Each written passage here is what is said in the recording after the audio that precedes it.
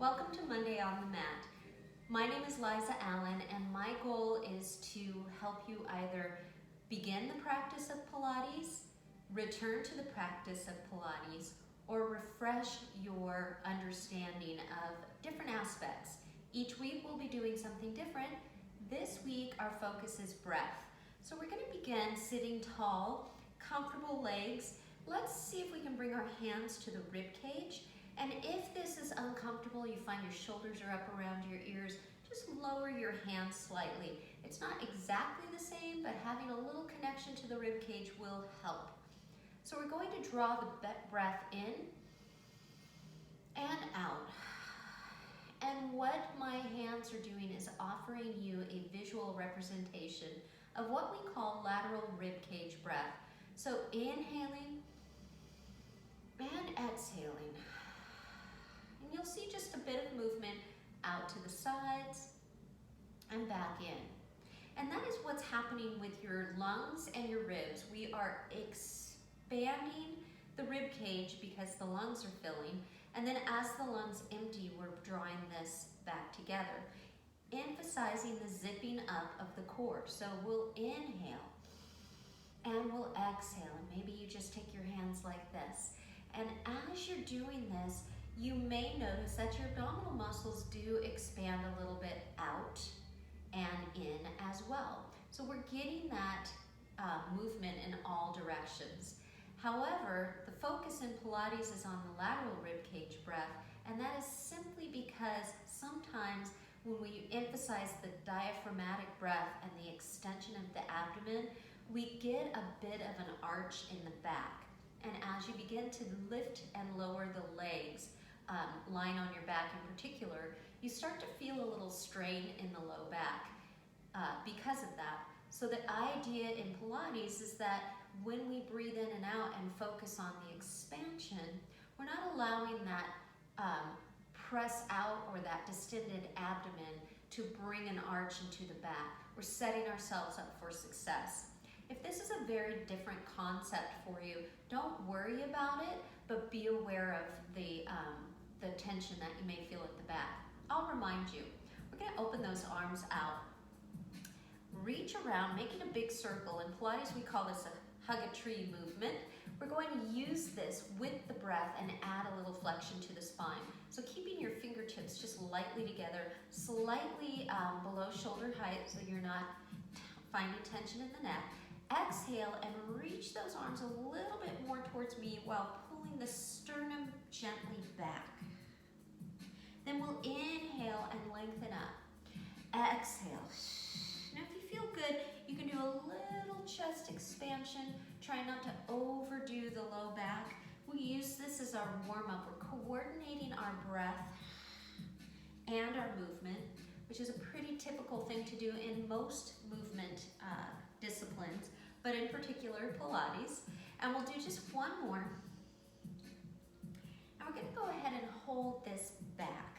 Now in this back position, you want to feel that there's a little stretch between the shoulder blades, the abdomen is pulling in on that exhalation, and then lightly pressing down with the hands. You should feel a little stretch on either side of the neck into the upper traps. We're going to reach out into that chest expansion, reach back and open up the chest and shoulders with the hands behind you. You'll feel that nice little opening across the pectoral wall and into the fronts of the shoulders, perhaps the biceps, the forearms. And we're going to go ahead and take those legs around to one side. This is a mermaid position, and mermaid can be nice and tight, or it can be a little more open, or you can go ahead and take that leg out on a diagonal, and that really depends on your knee health. If you're here, you're going to hold on with that hand to the front of the ankle, and if you are here, you can go to this other ankle. We'll breathe in and come up and over, lateral flexion of the spine. This elbow falls in towards the hip. Good. So now we're using the inhale to expand out to the sides, and we'll use the exhale to come down. And as you use that exhale, go ahead and let your eye focus follow your hand so you get a bit of neck mobility as well. And bring it down. Now this class is ideal for not only giving you a little more detail about Pilates, but also easing back into it, or maybe just a nice little break in your day. You've been seated and you want to move around a little bit. That's what this can be for as well. We're going to stay right here. We'll turn ourselves to the side, and in this position, our hands are going to be on the mat, maybe walk them a little more forward. And from this position, we're just going to glide that leg back and try to lift up onto the fingertips, finding a little spine twist, finding a little stretch through the front of the hip and thigh. Taking a breath, coming back, inhaling and exhaling, trying to get your hip down. And when you get your hip down, your foot may come off of the floor. There is nothing wrong with that. If this is an uncomfortable position for you, then I encourage you to let the foot be where it can be, okay? Hip is down, and we're going to gently rotate to the other end of the mat. Right from here, we'll take the legs around. Finding our second mermaid stretch, reaching the arm up, inhaling up and over. Exhaling down. Take it at your own pace, breathing your own way. So your breath cycle may be deeper or more shallow than my own, and you don't have to stay synchronized with me, but see if you can find the breath and move with it. Inhale up and over, little neck mobility as the head follows the hand. Last time. Rotating to the side, walking the hands out, and then pressing up to the fingertips. Just a little twist here. Try to slide that leg back if you want to get a little more into the front of the hip.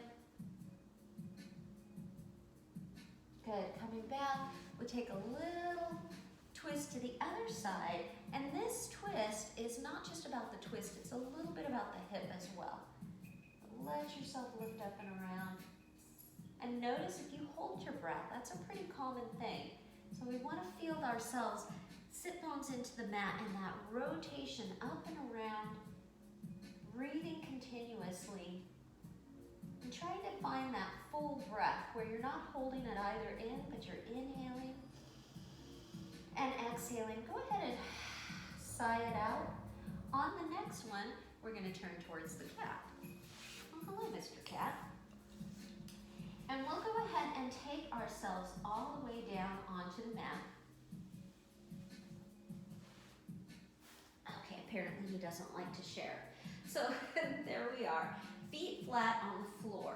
Now we'll take a nice big breath in, and we'll exhale, and we'll notice how the body is resting. So you can bring your hands back to your abdominal muscles, kind of out to the sides with the thumbs on the lower ribs, but I'd like your shoulders to be relaxed. And as you're breathing in and out, just notice the rise and fall of the body. And notice your back alignment. So there should be no strain or tension. Typically the places we feel strain are the low back and the back of the neck. So in this position, we want to make sure that the chin is not higher than the nose, so we lengthen that neck. We're still able to breathe. And if this is hard for you, if you've had a hard time getting your head to relax without your chin being up, I encourage you to use a rolled hand towel under the base of the skull so you're feeling nice and supported there, okay? Rib cage is heavy. Back of the waist is a little bit lighter than the rib cage. Shouldn't feel like those lower ribs are kind of pulling away from the floor. I'm going to try and show that to you. So you want to feel like your rib cage is relaxed. But again, the waist is definitely lighter than that bony landmark of the rib cage. Pelvis, nice big heavy bones and muscles, should be really easily weighted into the floor. Okay? So as we breathe in and out, we're going to do a couple of different things. We'll start with the feet.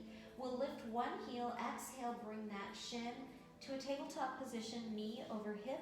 And you can be specific about tabletop, or you could be just a little on an angle. Lower that down, toe ball, heel down for a smooth transition. Exhale, other leg, lift the heel, lift the ball of the foot, toe ball heel down. Use the breath. Exhale, feel the abdominal muscles contract to help you lift that heavy leg. And I say heavy because, of course, those are the biggest bones and muscles in the body, in the hips and the legs. And that's where a lot of the time you get that pull if you're allowing your abdominals to distend. However, if you think of the order of operations, it goes breath, contraction of the abdominals as we exhale, leg lifts. So the breath initiates, the contraction of the abdominals on that exhalation initiates the tension in the core that will activate the core and kind of compensate for lifting that heavy leg. Otherwise, I'm going to move my arm, sometimes get this. And that's not at all comfortable. So we want to really feel that breath, contraction, lift combination. If you're feeling really strong, then you go ahead and you alternately pass those legs. And I feel a lot more effort in my core than I did before. You can keep your hands on your abdomen just so you can feel what's happening under your palms.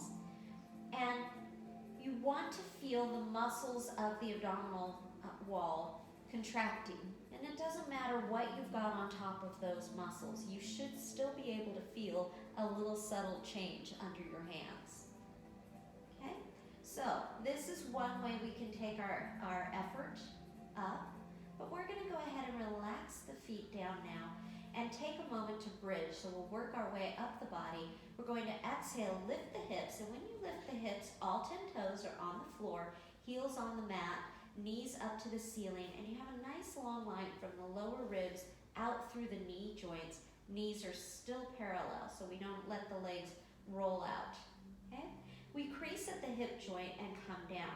Now, there's always this idea that we should breathe a certain way. And I'll tell you that sometimes in Pilates, it's a little different than traditional fitness. And I always seem to find what works for me, and that's what I'd like for you. So typically Pilates would breathe out on the flexion and the hips flex on the way down. But in fitness, we breathe out on the effort, and the effort is really the lift up. So I breathe the other way. I exhale to lift. I inhale to lower. Weight is resting on my shoulder blades. Arms are easy. Now the breath is a tool, not a rule, and I did not come up with that. I read it someplace, and I think it makes so much sense because it's always better to breathe than to hold your breath trying to breathe my way. So, and again, you'll run into times when it seems opposite, which is what I'm demonstrating here. So on this next one, I'm going to go ahead and ask you to see if you can raise your fingertips up. And that creates a little more effort. So you'll want to feel like your alignment and your breath are really working together before you add the next option. If we want to make it even more challenging, we bring the feet and the legs together and we go up and down.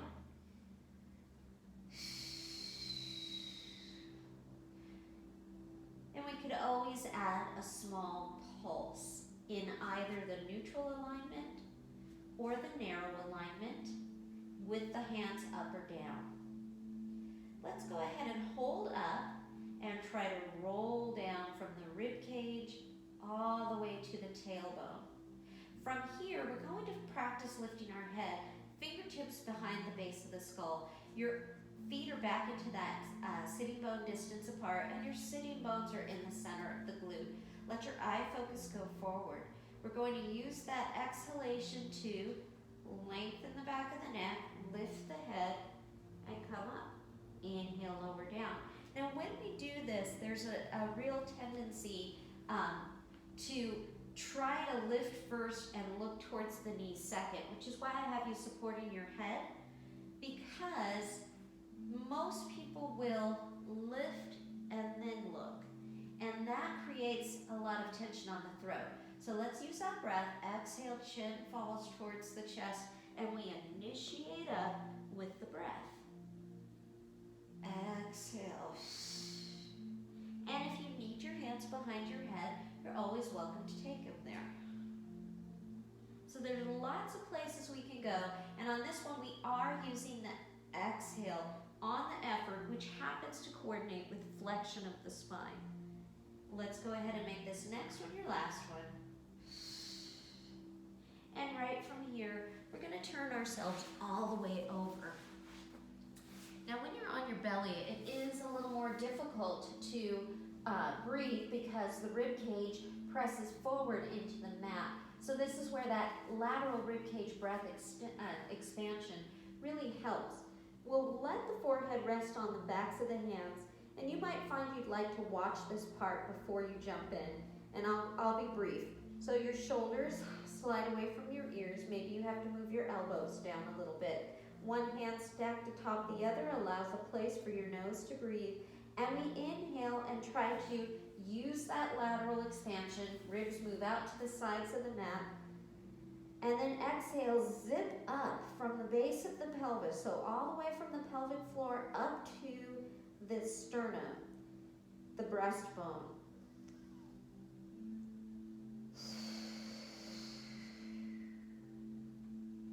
Not a lot of movement, but a lot of activity. Sort of like the difference between being busy and productive. We're being productive, but we're not being busy. But we're going to add some busyness into this. So if you're comfortable having your arms open out to the sides, wherever works for you, but middle finger to elbow on the mat, we're going to use that exhalation to lift up enough to look at the far end of our mat. And then release down. It's not very big. You will feel the muscles running along the spine. Exhale, lift. Inhale, lower. Now, just like we did with the head, you're going to feel that initiation come from the breath, the contraction of the abdominals, and then lift up. And it's the head as part of the spine, so we're not here. Okay? And we come down. We'll do about 2 more.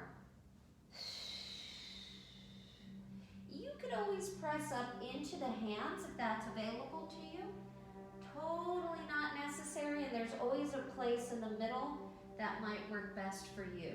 So it's not up or down, it could be in between. Here's that last one, and we'll bring those elbows right underneath our shoulders and press all the way back into a little stretch. Going quickly through this stretch, your arms may be extended. Your elbows may be on the floor. Your hands can be under your forehead. Any of those works. I encourage you to find the one that is most restful and relaxing to you. Likewise, the legs can be parallel right underneath you, or you can open your knees out to the side. Either way, with the legs, and any way with the arms, you want to find the optimal amount of stretch. If this bothers your knees, that hand towel I mentioned can go underneath your legs, or you could take a cushion and put it right here so that you're not all the way down and there's less flexion on the knee joint. All right, so importance of breath and thinking of the breath as your initiation to your movement.